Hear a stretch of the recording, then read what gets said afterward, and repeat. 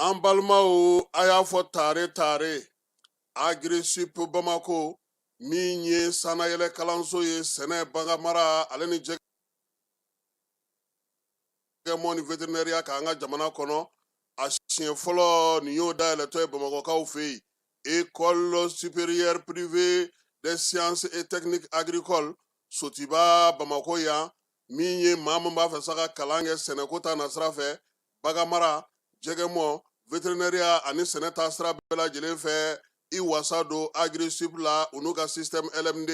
ni maa min b'a fɛ ka DUT kɛ sa ka ɲɛsin reproduction animale incinération artificielle animale ma i bɛ se ka taa ye minnu fana b'a fɛ ka licence kɛ en médecine vétérinaire olu fana bɛ se ka taa ye min ye DUT reproduction animale ale ni incinération artificielle animale o bɛɛ lajɛlen kalan bɛ kɛ Agri-Sup la Bamako tɔgɔ sɛbɛnw olu bɛ daminɛ min ye novembre kalo tile 10 ye ka taa bila sa fo min ye kalanta olu waatiw la maa minnu mana yen sugandi i kɔni b'a dɔn i bɛ wasa sɔrɔ sabula min ye baganmara jɛgɛmɔ ka taa se vétérinaire baaraw ma o bɛɛ lajɛlen bɛ kɛ yen tɔgɔ sɛbɛn siraw sa olu ni tɔgɔ sɛbɛn ko ni sɛbɛn fɛn fɛn bɛ k'a la i bɛ se ka weleli kɛ nɛgɛjuru sira la min ye 74 98 74 47 74 98 74 47 min ye Agri-Sup Bamako ye a bɛ Bamakokaw fɛ yan kɛrɛnkɛrɛnnenya la Sotiba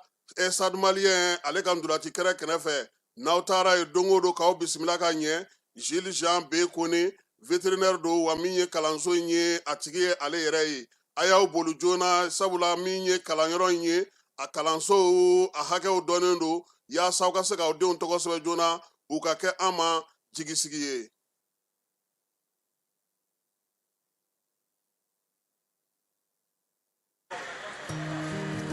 Dugu kɔnɔna sigida dɔ la bɛɛ b'i ci la nka baara o baara kɔfɛ laɲini dɔ bɛ yen laɲini min bɛ kɔlɔsili walima bololabila ko fɔ Fatu filɛ nin ye a bɛ baara kɛ BTP de la a ye baara kura dɔ boloda k'a sɔrɔ a ma ko fɔ EDM mɔgɔw ye o nana ni mun ye kuran fili dɔ tigɛra sigida kelen bɛɛ bilala dibi la Fatu ta ye bololatigɛ dan ye wa a damaja mɔgɔ si la nin ye Mamadu ye taxibolila don k'a to mɔbiliboli la a ye kuran poto dɔ gosi k'a kari a ma boli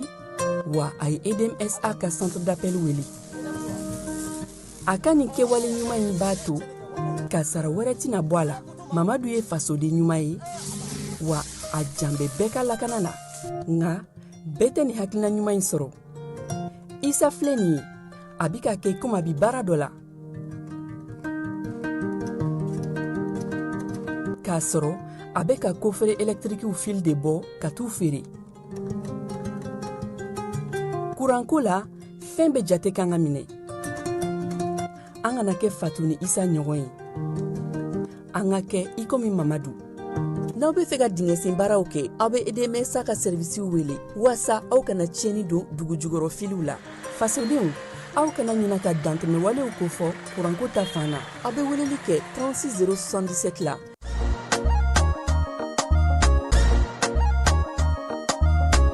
aw bisimila hôtel Lafiya la n'i ko hôtel Lafiya wulikajɔw bolodalen don walasa aw bɛ se ka lafiya sɔrɔ cogo min na ani hakilisigi aw ka séjour la anw fɛ Mopti yan kɛrɛnkɛrɛnnenya la Mopti Sevare ka kɛ ni kurantigɛtigɛ ye min ye hôtel Lafiya Sevare ale ye wulikajɔw boloda ka se ka min ye awa fɛɛrɛ kɛrɛnkɛrɛnnen dɔw ta walasa aw bɛ se ka lafiya sɔrɔ cogo min na aw ka séjour la hôtel kɔnɔna na n'o ye ka panneau solaire installé min ye kurantigɛtigɛ o degun aw kana o ye séjour la l'hôtel yɛrɛ kɔnɔna na réservation ka kɛ kabi sisan min b'a to aw bɛ se k'aw ka séjour kɛ k'a sɔrɔ tɔɔrɔ tɛ aw kan degun tɛ aw kan hôtel Lafiya. Hôtel Lafiya ale filɛ nin Sevare Bangetaba yanni ka se aéroport sirafara ma station laban i kiniboloya fan fɛ i bi jigin o carré fɛ mètre 200 bɔɲango Hôtel Lafiya ale cokolen bɛ i kiniboloya fan fɛ i bɛ se ka weleli kɛ nɛgɛjuru siraw fɛ 21 42 14 11 76 01 01 98 66 78 72 04 Hôtel Lafiya référence do.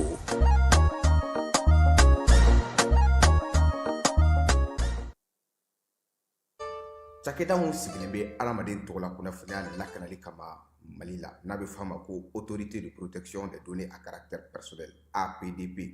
u kɛlen don ka wulikajɔba daminɛ Bamakɔ suguba kɔnɔ. Wulikajɔ in laɲini ye jumɛn ye? Ka ɲɛfɔli kɛ, ka fɛsɛfɛsɛli kɛ ani ka suguba kɔnɔ mɔgɔw dɛmɛ ka formalité déclarative ka se ka o musaka sara ka sɔrɔ wuli ka bɔ u sigiyɔrɔ la. Formalité déclarative bɛ se ka ta vidéo surveillance kan, a bɛ se ka ta gestion clientèle kan, a bɛ se ka ta gestion de la paix kan, o n'a ɲɔgɔnna caman. Missionnaire ninnu u labɛnnen don APDP gilet la ka APDP bati d'u ma ka tila ka ordre de mission officielle dilan ka d'u ma. Formalité déclarative ninnu a musaka bɛɛ lajɛlen bɛ se ka sara Trésor Pays fɛ. Trésor Pays ye falandɛrɛ dayɛlɛlen ye jamana ɲɛmaaw fɛ walasa jamana kɔnɔdenw bɛ se k'u ka redevance bɛɛ lajɛlen sara ka sɔrɔ u ma wuli ka bɔ u sigiyɔrɔ la. Trésor Pays bɛ labaara i ka téléphone ou bien ordinateur fɛ. O musaka ninnu saralen a jagoyalen don APDP agent kan u ka reçu d'i ma reçu min sanfɛ i b'a ye i ye musaka mun bɔ i y'a bɔ kun min na QR code dɔ b'a la i bɛ se k'o scanner walasa ka a sɛbɛntiya k'a fɔ k'i ka sarali ɲɛna. APDP b'a da jamana kɔnɔdenw tulo kan k'u ka agent minnu bɛ terrain kan u labɛnnen don ni gilet ye ka tila ka APDP badge d'u ma ani APDP ordre de mission officielle. Nin wulikajɔ in fɛ APDP bɛ k'a ka service gɛrɛ jamana kɔnɔdenw na walasa adamaden tɔgɔ la kunnafoniya lakanali bɛ don ba la an ka jamana kɔnɔ.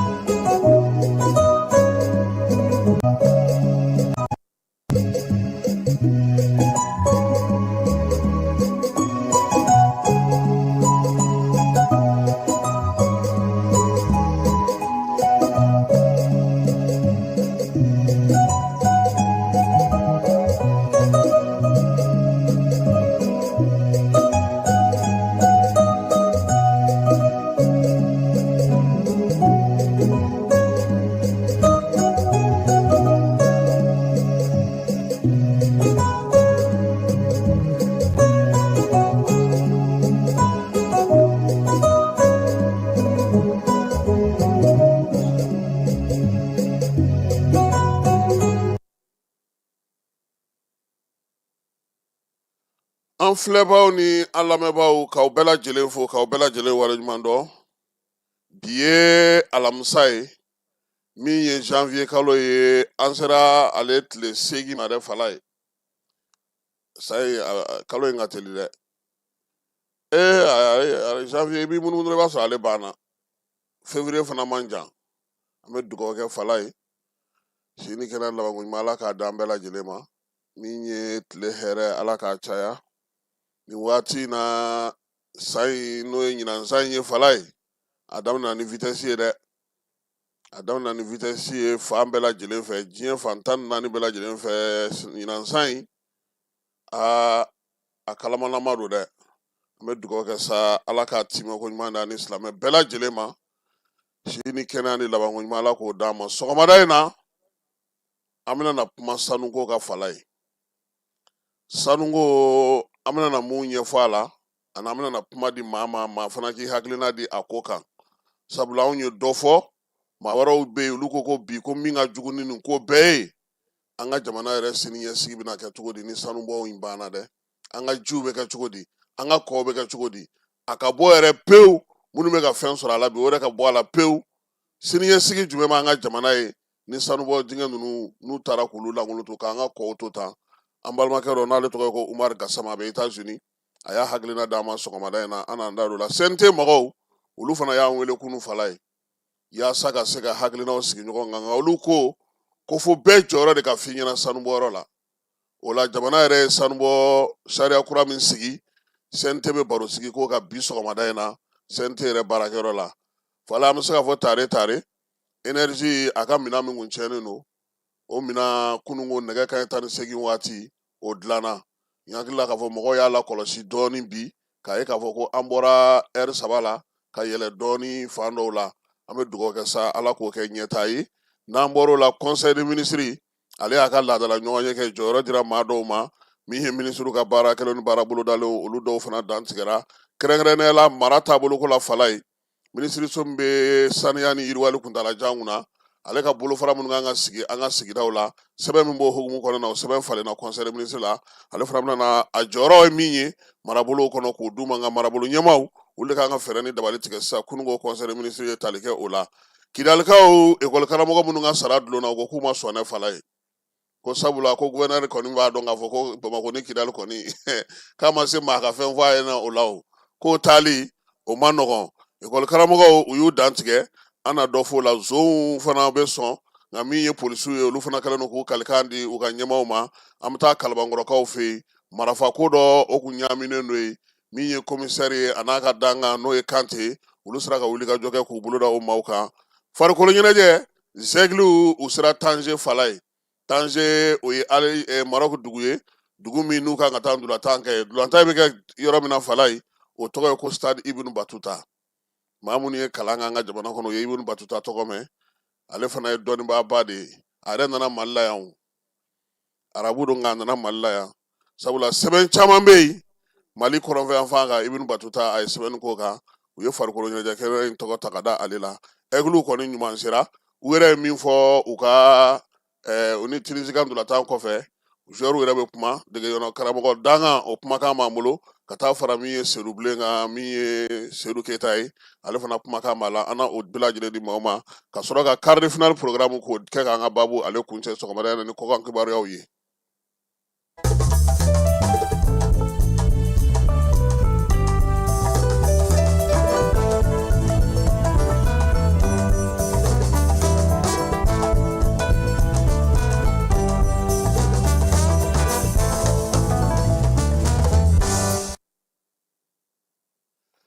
Fala ye sanuko kuma cayara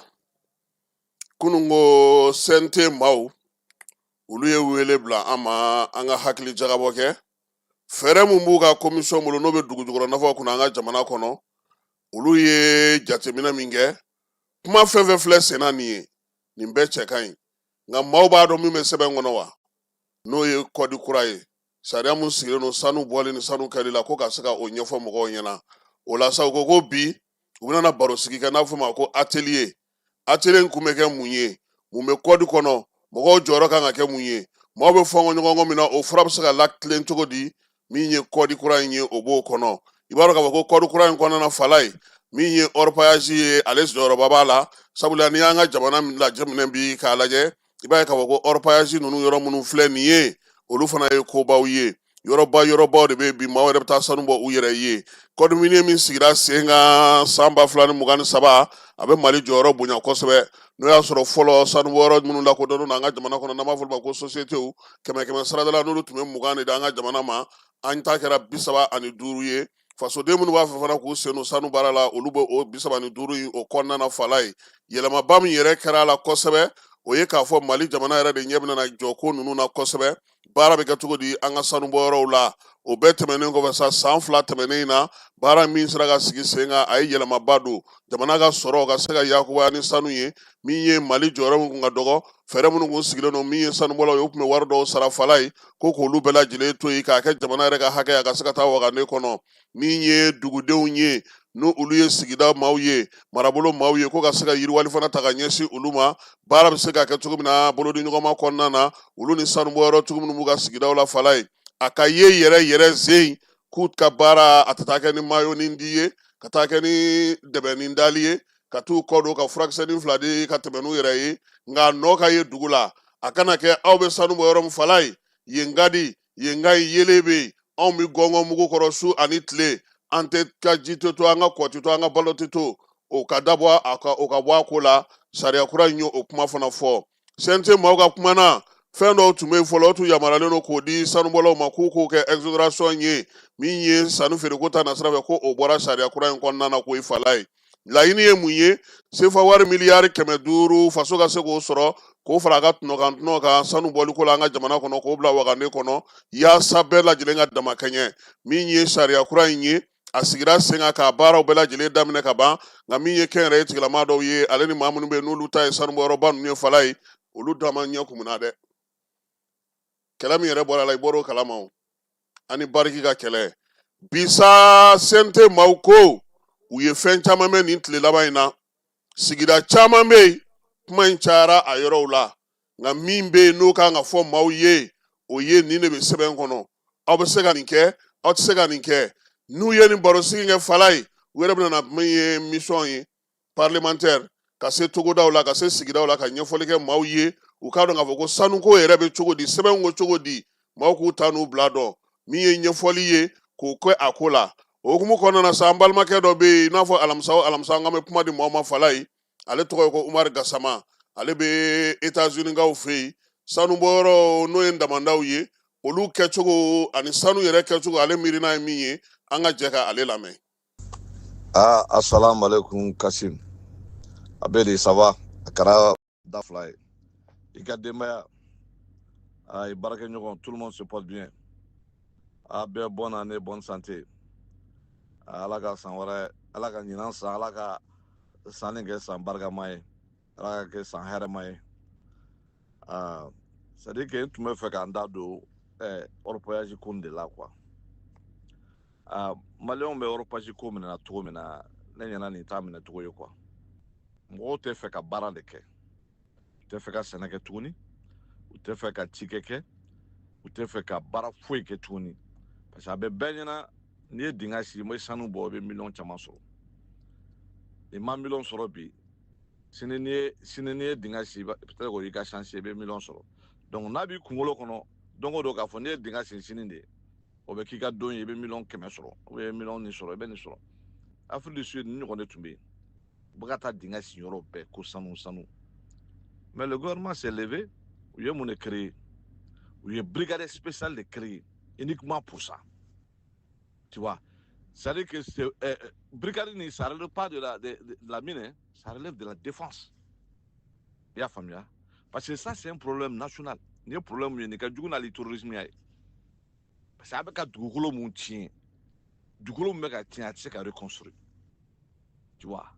parce que n'i y'a ye i bɛ sɛnɛ kɛ dugukolo la dugukolo filɛ nin ye élément de b'a kɔnɔ n'i y'u détruire sɛnɛ tɛ se ka k'a kan tuguni quoi bon ji ninnu filɛ nin ye an bɛ ka ji minnu min Mali la a jiw man ɲi a ma c'est des ji qui sont empoisonnés donc a b'a aw yɛrɛ tiɲɛ tu vois i bɛ mɔgɔw ye ko nin kidney denmisɛnnin fitinin a kidney man ɲi a donna tan a bɔra tan foyi tɛ ni nin jiw tɛ parce que ji mun na b'a min a ji tɛ se ka purifier o parce que fɛn minnu bɛ k'a la produit chimique ni fɛn minnu bɛ k'a la c'est-à-dire qu'à bɛ désintégrer à un niveau moléculaire mɔgɔninfin ɲɛ tɛ se k'a ye donc i y'a purifier cogo o cogo n'i y'a min dɔrɔn a bɛ dégâts k'i kɔnɔ a b'i kɔnɔnafɛnw tiɲɛ a b'i yɛrɛw tiɲɛ bon jɛgɛ kɔni ko tɛ o tu vois jɛgɛ bɛ ji mun la n'a ni fɛnw b'a kɔnɔ n'i y'o jɛgɛ dun e kɔni b'a dɔn o tɛ jɛgɛ ɲɛnama ye t'as vu jɛgɛ yɛrɛ ka se ka balo yɛrɛ kɛ sɛnɛ tɛ se ka kɛ jɛgɛ tɛ se ka minɛ tuguni i tɛ se ka foyi k'a la tuguni quoi hali baganw tɛ se ka balo t'as vu mais c'est très sérieux dugukolo ni ji mun bɛ ka tiɲɛ bi an bɛɛ de jɛn don mɔgɔ min bɛ taa ka taa licence ta ko a bɛ nin yɔrɔ nin exploiter ko sanu mais ale ta tɛ yɔrɔ nin ye o yɔrɔ nin ça appartient à l'État ça appartient à nous tous an bɛɛ de jɛ don donc ne kɔni bɛ mun ɲini quoi gouvernement fɛ quoi a ka loi kura labɔ loi min b'a to mɔgɔ fɛn fɛn ye étranger et spécialement chinois u tɛ mun k'u bara u kana n'o k'an bara u ka interdit l'exploitation des mines artisanales c'est-à-dire u ka interdit complètement quoi a dégâts mun filɛ nin ye quoi an tɛ se ka réparer quoi a se tɛ Mali ye ka réparer u bɛ ka dégâts mun don an kun quoi walayi mais mɔgɔw tɛ se k'a mesurer parce que u tɛ nin sigida ninnu na. Filanan ye jumɛn ye? Il faut que an ka bɔ émotion kɔnɔna la, o ni sentimentalisme ni humanité ko ninnu an ka b'olu kɔnɔ quoi. Loi ye mun fɔ o ka appliquer quoi. Tant que n'o de ma kɛ dɛ, nin tɛ se ka dabila quoi.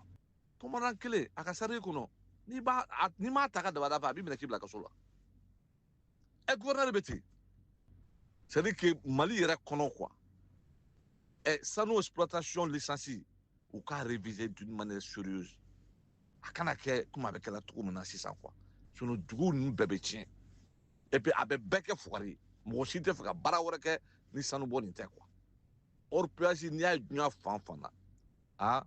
parachute dɔrɔn de don. Tu vois, s'enrichir très rapidement o dɔrɔn de don. Mɔgɔ bɛ se ka taa mɔgɔ ta ka bɔ fo sini ka na k'i fa jamana kɔnɔ tiɲɛ. O bɛ se ka kɛ cogo di? E bɛ se k'o faamu cogo di? Même ni ne tɛ balola Kɛɲɛba ça fait partie du Mali. Mɔgɔ minnu bɛ sigi yen mbaramɔgɔw de don d'une manière ou d'une autre. U ka dugukolo bɛ ka tiɲɛ bɛɛ ɲɛ sigilen b'a la bɛɛ bɛ k'a ye. Sɛnɛ tɛ se ka kɛ yen tuguni. Jɛgɛ tɛ se ka minɛ tuguni. Bagan tɛ se ka balo tuguni. Ni o sanu yɛrɛ exploiter ka ban a bɛ mun de kɛ o kɔfɛ? A b'a sigi ka ɲɔgɔn lajɛ. Donc nin bɛ cogo min na tan quoi, vraiment a conséquence c'est tellement néfaste. Sanu kirikira ni fɛn ninnu c'est tellement néfaste. Non, an tɛ se ka mesurer yɛrɛ quoi. N'an m'an bɔ nin fɛn ninnu kɔnɔ, non mais a dégâts autorité kan ka wuli k'i jɔ quoi. I y'a faamuya? Même ensemble mɔgɔ ninnu, an b'u sarala don o don ni n'u ka baara ye qu'ils contrôlent ces choses là. U k'u sen don a la. I y'a faamuya? U k'u sen don a la k'a dɔn mun bɛ kɛra dugu kɔnɔna la. Ni commandant mun b'a ka baara kɛ a y'a wuli ka bɔ yen. C'est très simple. Gouverneur mun tɛ ka baara la a y'a wuli ka bɔ yen. C'est très simple. Ni mɔgɔ mun ko k'i b'a empêcher k'a ka baara kɛ, k'a bali k'a ka baara kɛ, a b'o tigi minɛ. Ni problème c'est très simple. Mais i y'a fɔ cogo min na, wari min bɛ dugu ma dɛ, o de y'a problème ye quoi. F'o de ka dɔn quoi. La corruption c'est un cancer. Tu vois? Jama jɛnfɛn e kɛlen bɛ t'o ta k'o dun. O de corruption ye o. Corruption tɛ fɛn wɛrɛ n'o tɛ o. Bɛɛ jɛnfɛn dɛ, mɔgɔ kelen b'o ta k'o bila a poche kɔnɔ. K'i sigi n'o ye, foyi tɛ bɔ a la. O de ye nin ye. Village kuturu ka fantanw tɔɲɔ. Bɛɛ sigilen bɛ k'a ye. Mais gouvernement ka wuli k'i jɔ. Il faut que, c'est-à-dire que autorités ka licence ko nin yɛrɛ de dabila quoi. Au niveau du village, au niveau du chef du village, ou qu'à arrêter de complètement quoi. Qu'on arrête tout. Mais dans yɔrɔ la quoi, c'est tellement énervant. N'a ni ma dabila jamana fɛn fɛn kɔnɔ quoi. Jamanadenw bɛ tɔɲɔ. Ka taa jamana wɛrɛ la k'i bɛ taa sanu bɔ, ou bien cɛ ni taara k'i bɛ taa sanu bɔ, i b'a ye o ye mun k'i la. Il faut aller au Ghana. Chinois fɛn fɛn tun bɛ Mali la kɔsan na, a bɛɛ bɔra Ghana de ka na. Parce que les Ghanaiens ont dit que non, on ne vous accepte pas, c'est tout. Ou bɔra Ghana de ka na. Parce que ɲama la, nous on a un maillon faible. U bɛ don an kan dɔrɔn k'an ka wariw di mɔgɔw ma dɔrɔn et puis ils font ce qu'ils veulent. Ils s'en fichent. U mana tila sanu bɔ la, u b'u ka bagaji ta u bɛ t'u ka jamana na. A dugukolo tiɲɛnen n'a ji tiɲɛnen ninnu an de t'an sigi a kunna yan. N b'i fo quoi, Kassim, an b'i fo walahi. C'est énervant. Merci beaucoup.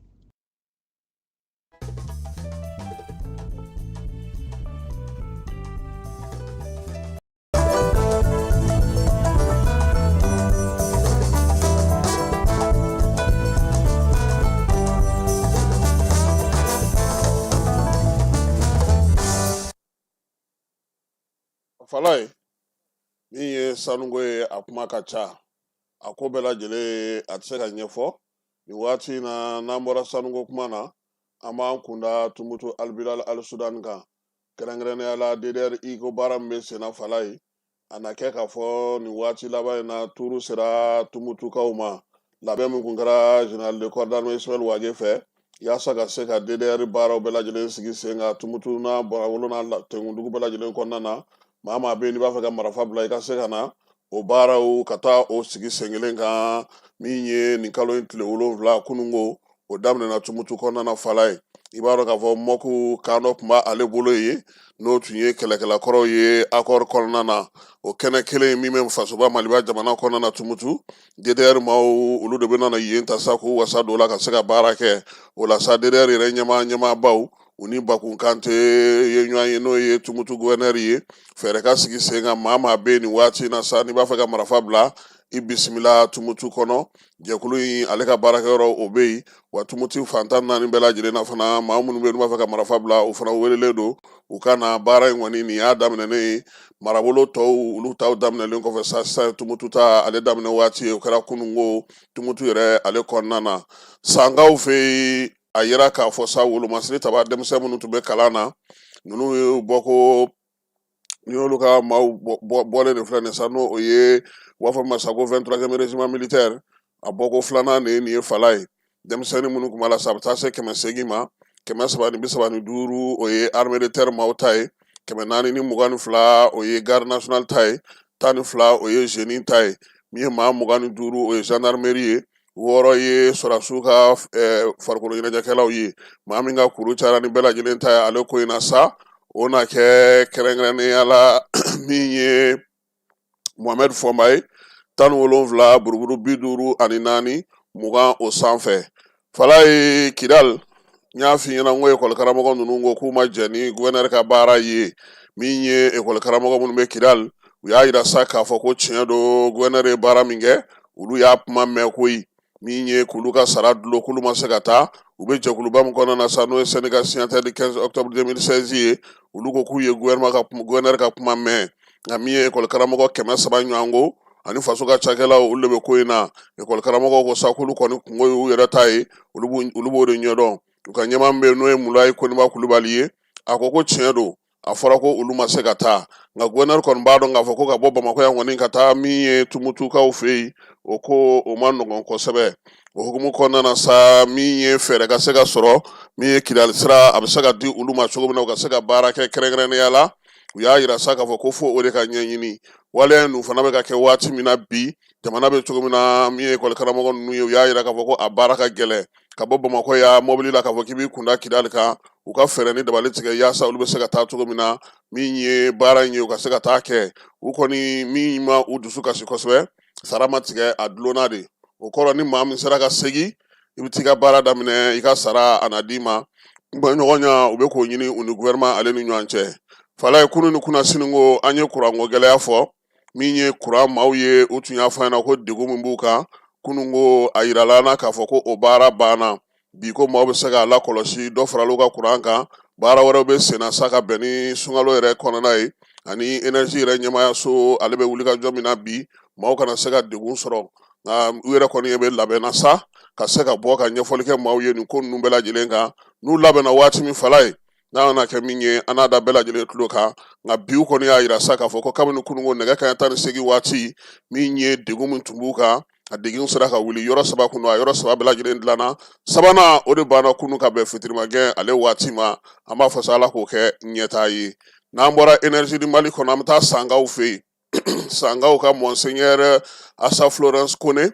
laadala san daminɛ o san daminɛ ale bɛ taa bɔ kasoladenw ye fala ye laada a y'a timɛ koyi min ye chrétien ɲɛma in ye a bolangoloma ta wala bɛ tali kɛ ɲɔgɔn dɛmɛ ale ni hinɛ o hukumu kɔnɔna na ka na ni donbolo ye nisɔndiya ka se k'o di min ye maa minnu bɛ bi n'olu bɛ kaso hukumu kɔnɔna na a ko sa k'a kɔni bɛ min ɲini u fɛ u k'u jija min ye matigi ye u k'ale lakodɔn min ye tanu ye u k'o da ala ye yaasa u bɛ se ka bɔ nin degun kɔnɔna na fana wa min a y'a ɲini u fɛ u ka se ka don min ye chrétien diinɛ o hukumu kɔnɔna na yaasa baara ninnu bɛɛ lajɛlen bɛ ka segin nka donbolo fala ye maa ma bɔ maa la o la dɛ o dira bɛɛ ma i n'a fɔ laada la u b'a kɛ cogo min na kuma bɛɛ san ale kɔnɔna na kulukorokaw fɛ yen ɲɛkanbugu n'an b'a fɔ ma ko katarati maa 2,900 ko a yera o de la fala ye san 2025 kɔnɔna na kulukorokaw fɛ yen min ye sɛgɛsɛgɛli o kɛra u ka CSRF kɔnɔna na jaabi kɔni bɔra sa kununko ka kɛ ni maa minnu bɛ ɲɛ furakɛli kɛ kulukoro kɔnɔ o y'a yira sa ko maa 100 ani maa 50 olu ɲɛ sera ka furakɛ ɲɔgɔn dɛmɛ ni kɛrɛfɛdɛn kalo hukumu kɔnɔna na min ye ɲɛdimi wɛrɛ fana bɛ yen n'o ye ɲɛdimi jalan sugu ye o fana bɛ maa 3 la maa 2,000 ani kɔ in na an bɛ taa e fan fɛ an bɛ sɔrɔ ka na conseil des ministres ale kɛnɛ kan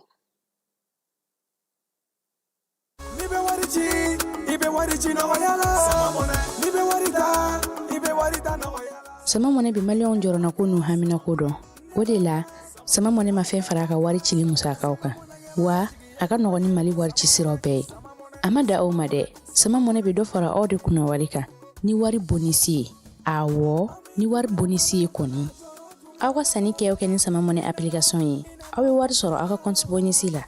ka daminɛ crédit la abonnement télé fo ka taa se courant ni ji sarali ma aw bɛ bonisi sɔrɔ nin bɛɛ la n'a ka bonisi buguna dɔrɔn aw bɛ se k'a yɛlɛma aw ka sama mɔnɛ compte la ka sanni wɛrɛ kɛ n'a ye walima ka taa wari jɛbɔ an ka lasigiden dɔ fɛ yen aw ye mɔnɛ bɔ aw yɛrɛ la a k'a si filɛ sisan ni sama mɔnɛ application téléchargeli ye Play Store walima App Store kan ka sɔrɔ k'aw tɔgɔ sɛbɛn ni sama mɔnɛ ye aw de kunna wari bɛ augmenter sama mɔnɛ i yɛrɛ ta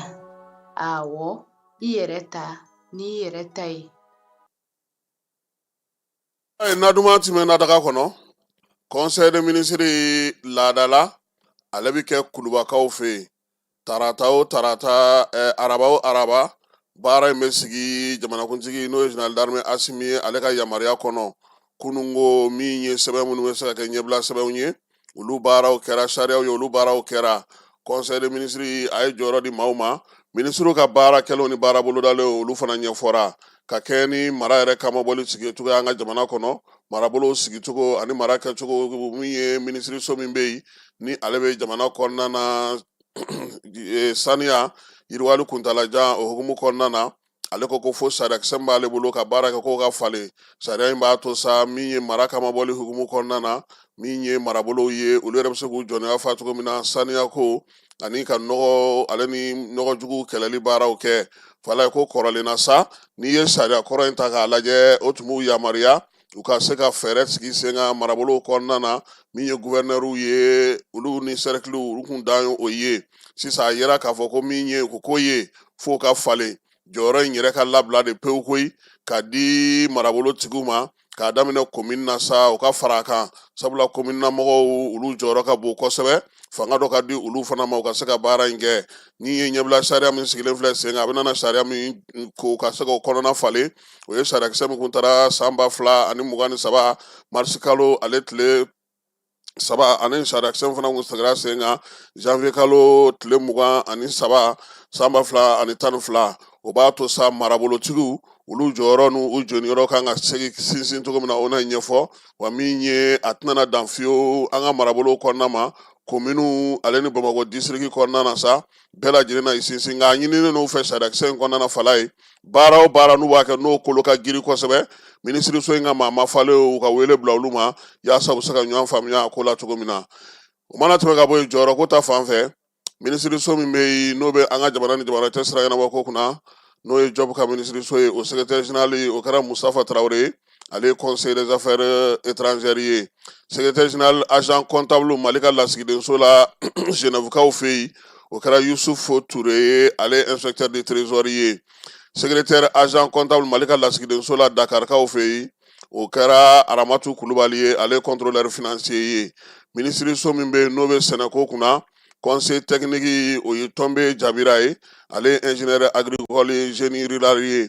o bɔlen kɔ sa ministre ka baara bolodalenw kɔnɔna na farikolo ɲɛnajɛ ministre ale ye conseil des ministres la dɔnniya sa k'u bɛ su min sigi n'o ye fasoden ɲumanya su ye ɲinan ta k'a bɛna kɛ janvier kalo tile 22 Bamakɔ ani Kati tako filanan in kɛ kun ye mun ye sa ka min ye fasoden ɲumanya k'a don maanifinw na maanifinw yɛrɛ k'u tabiya an'u jɔyɔrɔ k'olu fa yaasa adamadenyaw bɛ se ka diya cogo min na min ye fasoden ɲumanya ye a taabolo sugu bɛ yen fɛɛrɛ fɛn bɛ se ka sigi sen kan ka se ka maaw lamin ka misali ɲumanw yira maaw la su in kɛ kun ye o ye Abdul Kasim Fama ko a ɲininen don sifinnaka bɛɛ lajɛlen fɛ fala ye yiriwali baara minnu n'u y'o kɛ u ka sigidaw la an'u sera ka ko minnu kɛ olu ka se ka na kɛnɛ in kan u ka lakodɔn ka se k'o yira maaw la minisiri min bɛ muso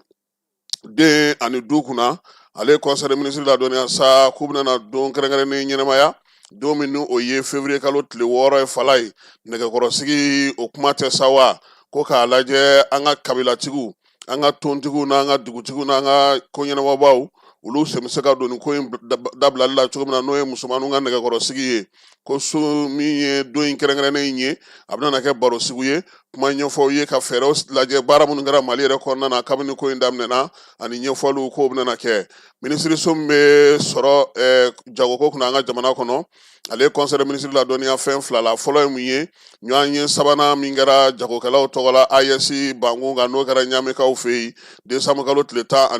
n'o tun y'a siɲɛ sabanan ye o ye yɛlɛma minnu kɛ kɛnyɛrɛye tigilamaw ni jagokɛlaw cɛ AES kɔnɔna na k'o ɲɛfɔ min ye kɛnɛ in kan ye yɛlɛmaba minnu bɛna se ka kɛ sababu ye AES jagoko ka sigi sen kelen kan u ka se k'u yɛrɛ tɔgɔ la chambre de commerce fana sigi o kumaw fɔra fɛɛrɛ ni dabaliw lajɛra sa ka hakili jagabɔ kɛ ka bɛn ni san 2025 baara minnu kɛra k'o kimɛ min ye sɔrɔ bɛ se ka don da kelen fɛ cogo min na san 2026 kɛnɛbaw ni jɛrɛbaw minnu bɛ kɛ kɛnyɛrɛye ale ni gouvernement ni ɲɔgɔn cɛ dɔ ka fara o labɛn cogo n'o k'o kɛcogo ɲuman kan yaasa sɔrɔ bɛ se ka yakubaya cogo min na AES jamanaw kɔnɔ min ye fɛɛrɛ kɛrɛnkɛrɛnnen k'o sigi sen kan minisiriw ka kuntilennaw n'u ka baarakɛcogo bɛ se ka kɛ min kɔnɔna na kɛrɛnkɛrɛnnenya la u ni kɛnyɛrɛye tigilamaw kana fɔ ɲɔgɔn kɔ fɛɛrɛ fana ka sigi sen kan n'o ye bololabila sɛbɛn ye min bɛna tali kɛ baloko ta nasira la AES jamanaw tɔgɔ la ka jɛ ka o sigi sen kan a bɛ fɔ min ma ko convention bolodiɲɔgɔnma convention fala ye min b'a to sa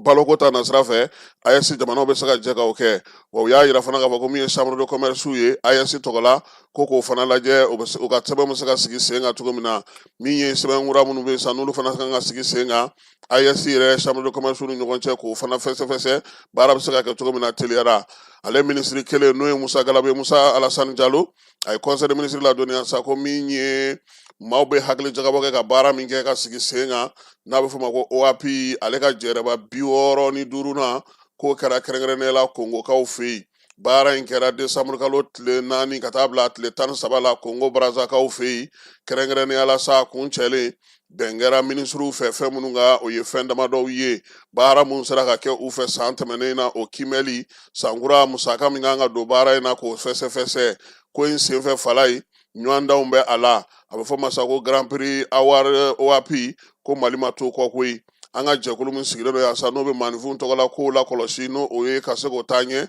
n'an b'a fɔ ma ko centre de promotion propriété intellectuelle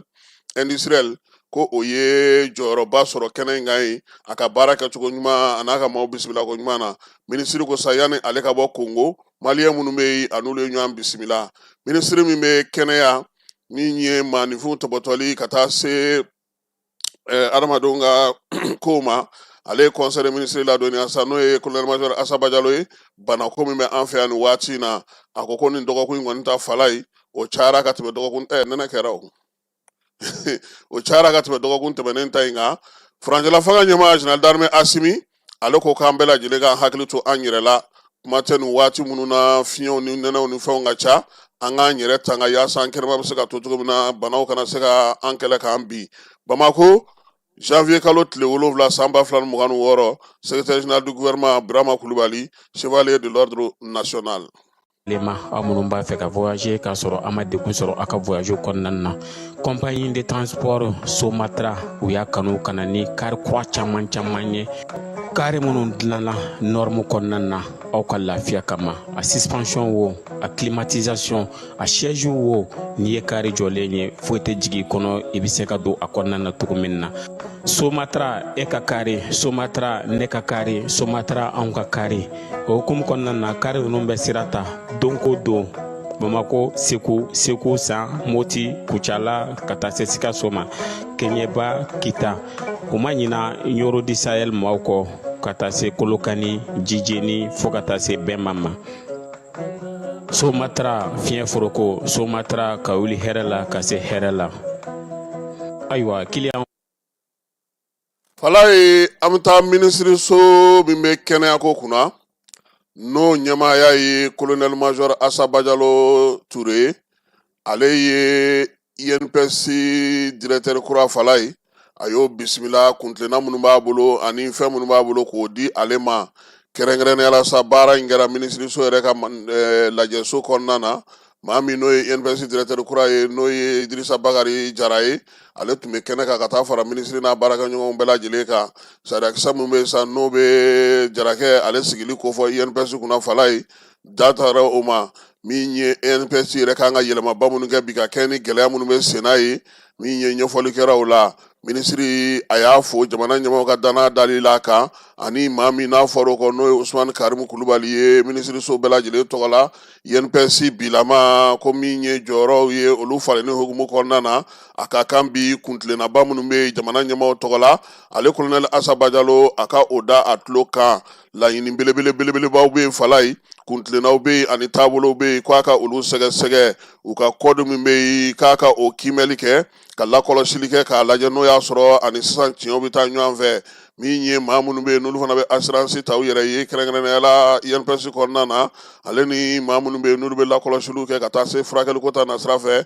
ani maa minnu bɛ don baaraw la ani minnu ka baarakɛyɔrɔw ko bɛ cogo min na k'a k'o lajɛ k'a k'i jija fana Fala ye bɔlɔlɔsira matarafali a ko o ko teliya min ye INPS ye a jɔyɔrɔ ye min ye maaw bɛ taa kuma caman k'a fɔ ko an mɛnna an sigilen ko k'a lajɛ ka dɔ bɔ o la min ye minɛnw ye maaw ka se ka olu dɔn k'o dɔn ka lakari baarakɛyɔrɔ fana gɛlɛyaw n'o o ye baarakɛyɔrɔ degun ye ka dɔ bɔ o la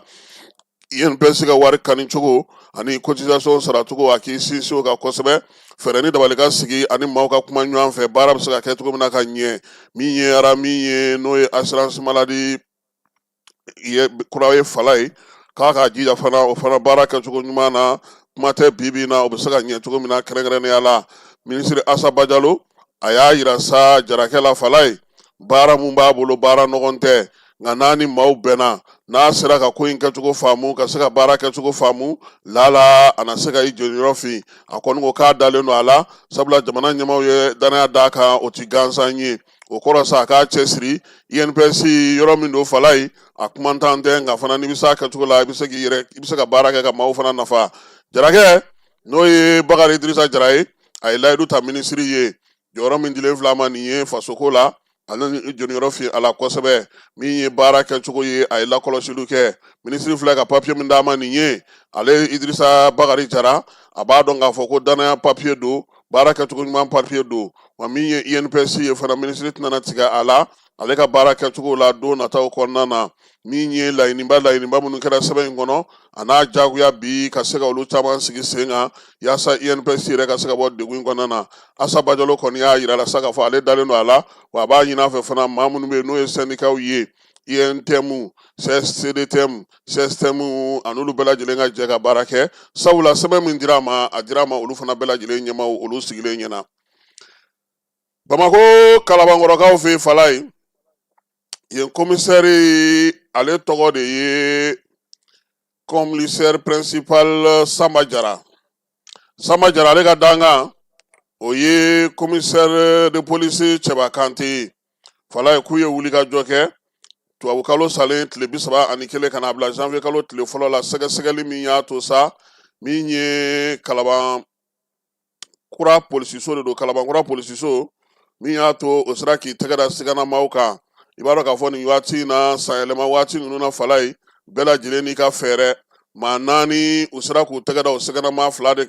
de kan fila yira sa min ye pistolet bɛ olu bolo min dilannen don an yɛrɛ fɛ yan nka a mayɛlɛmalen don dɔɔnin min ye maa 5 ninnu ye maa 2 ninnu ye sa pistolet min yer'u bolo cartouche fana tun bɛ a kɔnɔ o la sa min ye Sama n'a ka maaw ye u ye wuli ka jɔ kɛ o la sa u ka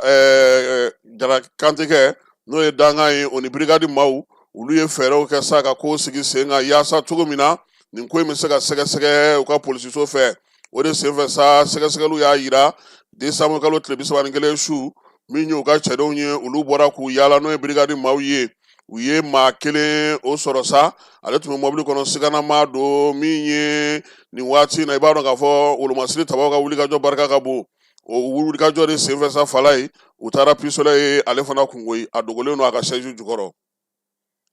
a n'a cartouche 5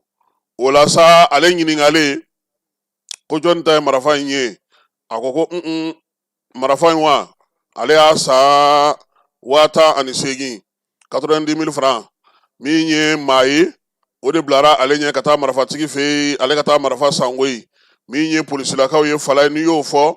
n'i ye ɲiningali busamisɛn ye u b'o gan i kɔ kosɛbɛ u ye kamalen ɲininga sa k'a fa bɛɛ lajɛlen kɛ ɲiningali ye i hakili sigi fɛn tɛna k'i la koyi anw da ye ɲiningali ye ka sɛgɛsɛgɛli kɛ ka hakilila tigɛ a ko ko ale ye marifa san min fɛ ale b'o ka yɔrɔ dɔn koyi o la sa janvier kalo tile 2 juma tɛmɛnen u y'u da ka taa a nɔfɛ fala ye tuguni a taara so yira u la anw fɛ yen ko so min balabugu fala ye yan fa dɛ ale ye marifa san min fɛ k'o bɛ balabugu o fana o minɛlen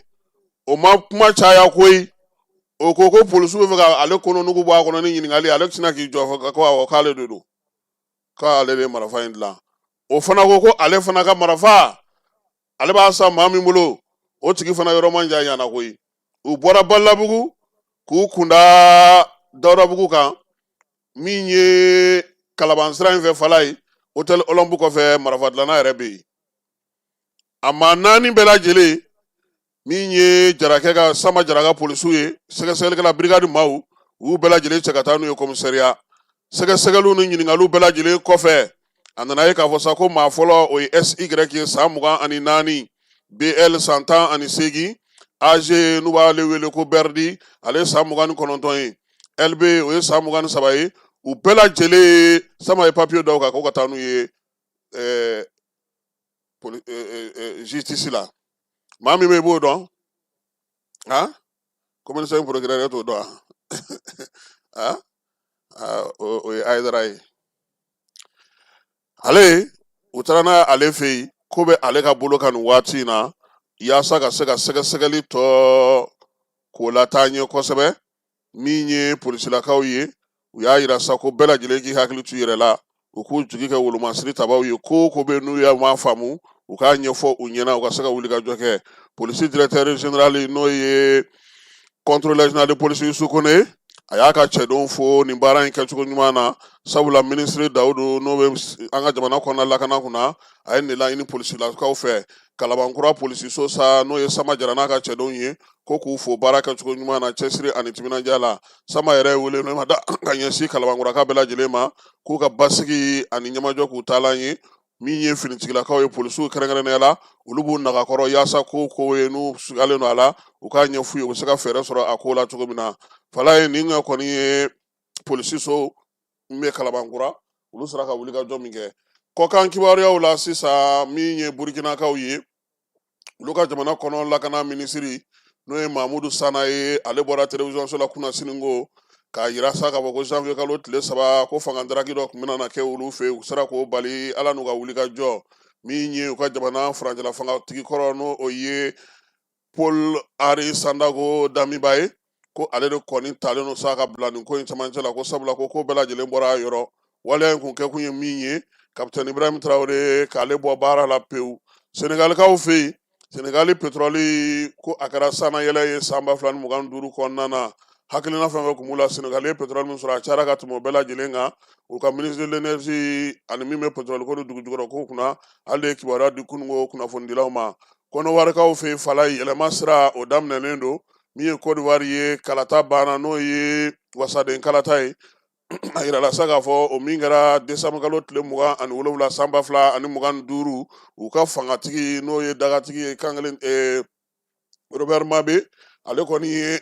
walansɛbɛsɛbɛ di kununko jamanakuntigi ma a n'a ka gouvernement bɛɛ lajɛlen Alassane y'a ɲini u fɛ sa k'a sɔnna u ka démissionner ma sabula o de ye a ko taacogo ye nka k'u ka to yen u ka baara kɛ fɔlɔ fo ka taa se gouvernement kura sigili ma Guinée Conakrykaw fɛ yen an y'o fɔ kununko Claude Puy ale kɔni fatura k'a to kasobon na kaso ɲɛmaaw olu de kɔni y'a fɔ ko jabɛti o de tun bɛ a la wa k'a yɛrɛ tun bɛ koma la a mɛnna min ye farikolo ye fana o tun dɛsɛlen don kosɛbɛ Nizeriya wolomasiri tabaw y'a yira sa k'a fɔ ko Américains bɔra ka baara min kɛ olu fɛ olu fana bɛna ta o nɔgɔnin fɛ sabula baara min kɛra u ka pankuruw fɛ sa ka wuli ka jɔ kɛ ka taa yɔrɔ gosi kɔlɔlɔ yira o la bi na olu yɛrɛ na wuli ka jɔ kɛ Américains k'a ko to u ma Uganda kaw fe min ye kalata ye o ye ni kalo tile 15 jamanakuntigi kalata fanga sinamatɔ min be no ɲɛmaa bɛ bobo wiye nin bolo k'a ye gilet pare-balles don ko ale ni kasiki fala ye yaasa a ka se ka kisi cogo min na polisiw mana na taa u la yɛrɛkɛ u y'a yira sa kɔni ko ale kɔni ye min donni n'o ye tangalan ye fala ye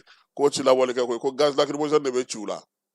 ko fɔ n'a ye o fana ɲini wa min ye campagne ye o de bɛ senna o fɛ nin waati in na Ethiopie tungalataala maa 22 olu kɔni fatura min ye 60 o joginna u tun bɛ camion belebeleba dɔ de kɔnɔ sabu ka taa kɔgɔji tigɛ afirikaw fɛ yen olu kɔni ye accident de kɛ maa 22 olu de fatura kɔfɛ maa 60 o joginna u yɛrɛ ka duguladenw ye kibaruya mun di Amerikɛnw y'a da kunun o bɛɛ lajɛlen tulo kan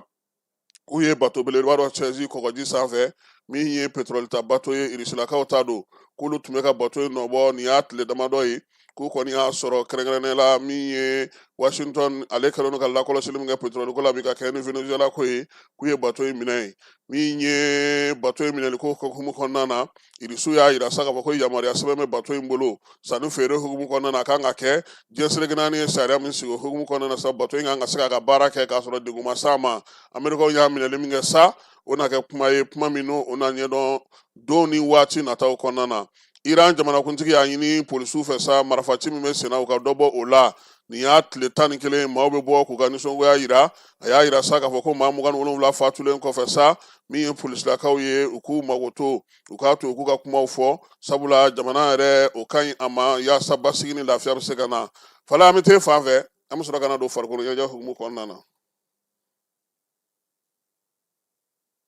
Dugutigi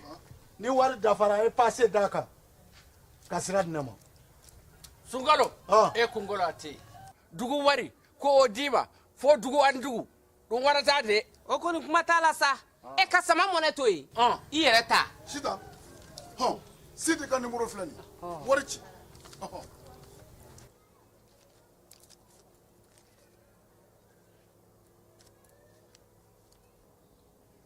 Wari sera.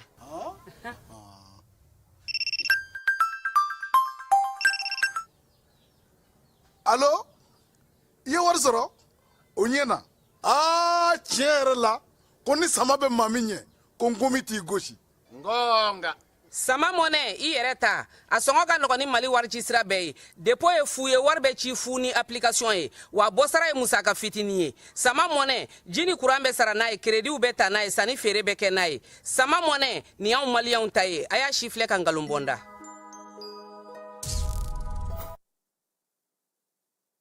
Falai farikolo ɲɛnajɛ kuma kelen min b'a la farafinna bi o ye Coupe d'Afrique ye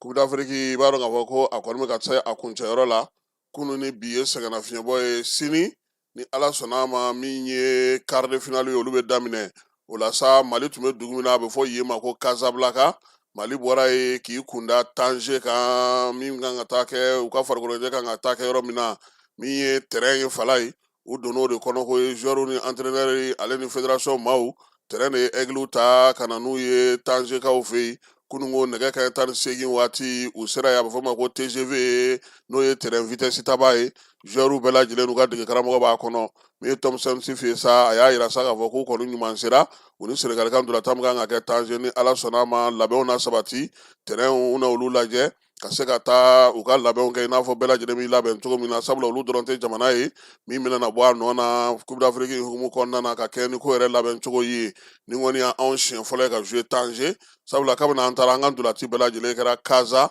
ale ni Araba ani Maroc ye ɲɔgɔn sɔrɔ yen sabula Maroc ka kɛnɛ ye yen ye olu tun b'a fɛ ka to yen fo ka taa se ko in banni ma e k'a ma ko ye ka ban wa Falaye min ye denmisɛnw ye u ye se min sɔrɔ o don ko u ni Tunisie ka ndolanci la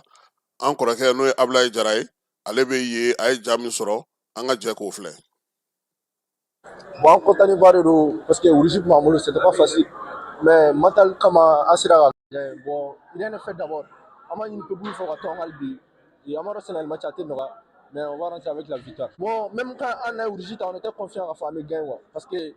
en Bénin, nous, bon, on sent que cette année, c'est un peu de gain. Alors, il veut me faire mal, oui. Bon, nous, on va soutenir. Le reste, c'est un match qui est bon, an bɛ ko nafa sugu bɛɛ ka taa ni victoire Sénégal match la. Match bɛɛ match suguya wɛrɛ match réalité tɛ kelen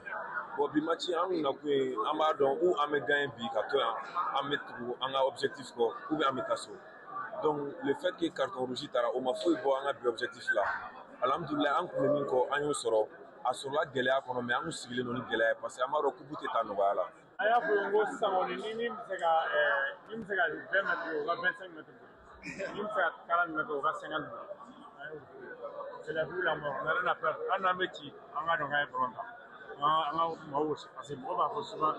quand il faut du soutien ou non.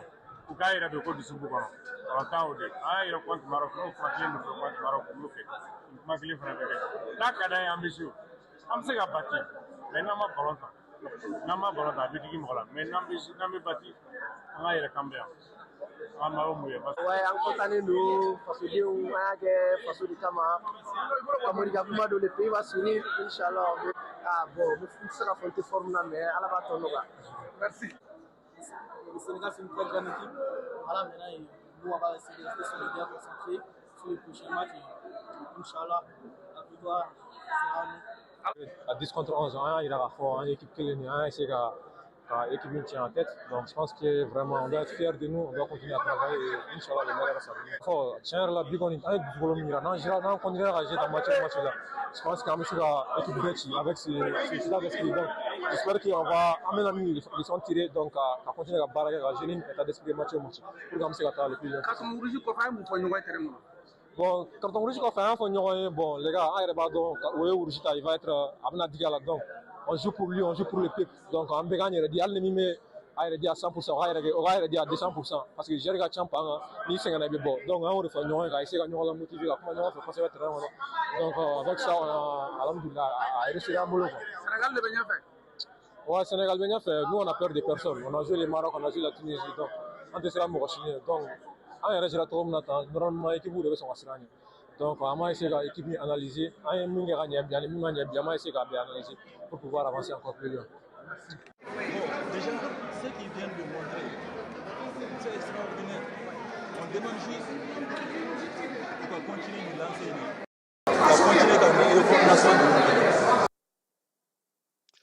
Awa, ni ala sɔnna ma sini fala ye nɛgɛ kanɲɛ 16 anw ni Senegal bɛ ɲɔgɔn sɔrɔ Tanger o bɛ kɛ sini juma nɛgɛ kanɲɛ 19 Cameroun ale ni Maroc fana bɛ ɲɔgɔn sɔrɔ o bɛ kɛ arabakaw fɛ yen min ye dimanche don ye Algérie ale ni Nigeria bɛ ɲɔgɔn sɔrɔ o bɛ kɛ Agadirikaw fɛ yen o ye nɛgɛ kanɲɛ 16 waati nɛgɛ kanɲɛ 19 waati sa Égypte Côte d'Ivoire na ala sɔnna ma min ye jeu concours ye a n'a sigi nin bɛɛ lajɛlen kan wala ye bi an bɛ dusukasi la an balimakɛ n'o ye Alpha Cheikh Cissé ala ye ale ka kalifa minɛ a la maa min don Gawo maa dɔnnenba don kunungo yɛrɛ a ka fatuli hukumu kɔnɔna na Gawokaw kɔni ye dugawu caman k'a ye misiri kɔnɔna na n'ala sɔnna ma bi janaja bɛ kɛ Bamakɔ yan min ye Olympique kɛrɛfɛla la an bɛ dugawu kɛ sa ala k'a dayɔrɔ suma a bɛ kɛ lansara waati an bɛ dugawu kɛ ala k'a dayɔrɔ sumaya a y'an kɔn kiti min ala ko nɔgɔya n'a bɛ taa jɛmu ala ko nɔgɔya ala ka an yɛrɛ ɲɛ k'an ta don kɔnɔ a k'an bɛn waati wɛrɛ ni ala n'a kira sɔnna ma ala ka tile yɛrɛ cɛ a y'i keta an ka ɲɔgɔn dɛmɛ ka binŋɛnikɛlaw ni maafalaw ni walijugutigilamaw kɛlɛ a y'anw dɛmɛ an k'aw dɛmɛ ka binŋɛnikɛlaw ni maafalaw ni walijugutigilamaw kɛlɛ n'a ye kunnafoni sɔrɔ binŋɛnikɛlaw ni maafalaw ni walijugutigilamaw kan a ye nɛgɛjuru ci dɛmɛso la nɛgɛjuru sira fɛ wari tɛ sara min na 80 00 11 20 walima 80 00 11 22 walima 98 17 36 75 ngo 98 17 36 45